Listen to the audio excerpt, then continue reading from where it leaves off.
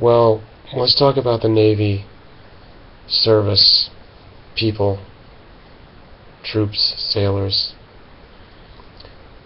There is a group of them have gotten together creating litigation in a court of the Southern California jurisdiction, and what they're doing is suing for damages. And TEPCO, Tokyo Electric Power Plant, Power Company, is the defendant. So right now they're adjusting the paperwork because the judge didn't accept it as it was submitted, but there's a pretty good chance that it will go through. It's just a technical thing to file it and accept it. But the crux of the matter is that they've compiled evidence that there are medical symptoms, health problems, diseases that these plaintiffs are claiming. So they're saying that there's no history of this in their families, and there's really only one cause where these conditions and the symptoms could have come from because of their timing. They occur right after the battle group of the USS Ronald Reagan. That's the main vessel of the battle group. Went over there immediately following the tsunami and the disaster which put the nuclear facility into the red zone, put it into meltdown. And those first few days, they had come over there to provide assist, which apparently the military does. They can destroy you or they can help you. So they came in there, and the claim is that this is where the exposure happened from radiation, radioactive particles.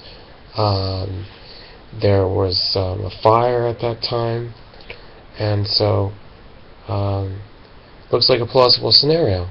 But then I just happened to watch a video by this guy who's a fanatical atheist, and I do mean that, but he tends to be a smart guy. Just there's certain very important things that he either can't figure out because it's beyond him, or he just refuses to accept these things into his comprehension of reality. He did a video, I'm not going to name his name. If you know who he is, whatever. The video was pointing the finger at this group and saying, how ridiculous, you just need to scrub it off with soap and water. You know? What an asinine response from such a so-called intellectual guy with a scientific mind, yet no firm grasp of reality, really. I will name his name. His name is Thunderfoot. He, toward the middle of his video, focused on a Young Turks report, and you know that channel probably even more so. And it was Senk, who's the main host, and Anna Kasparian, who's the co-host, the female sidekick. They were talking about it and voicing their concern. Possibly they were sarcastic at some point. I don't know. I can't tell. I didn't dig that deep, but I do know that Thunderfoot was taking difference with them, saying that, oh, why would they be giving this any credence? You know, that radiation is harmful. Because of course it's not. Ha ha ha. So that's my take on this. What I think it's a step in the right direction. In and of itself, it's not really going to accomplish that much. The heinous thing about it is that it is asking for so many millions and millions of dollars.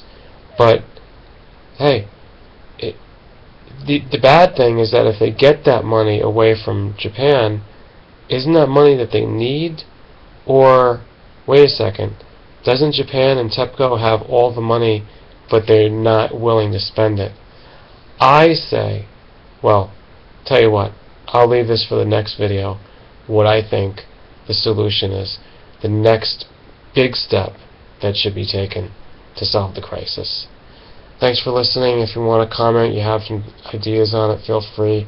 And make sure you can share this video with all your friends if you want to tell them about my deep channel here.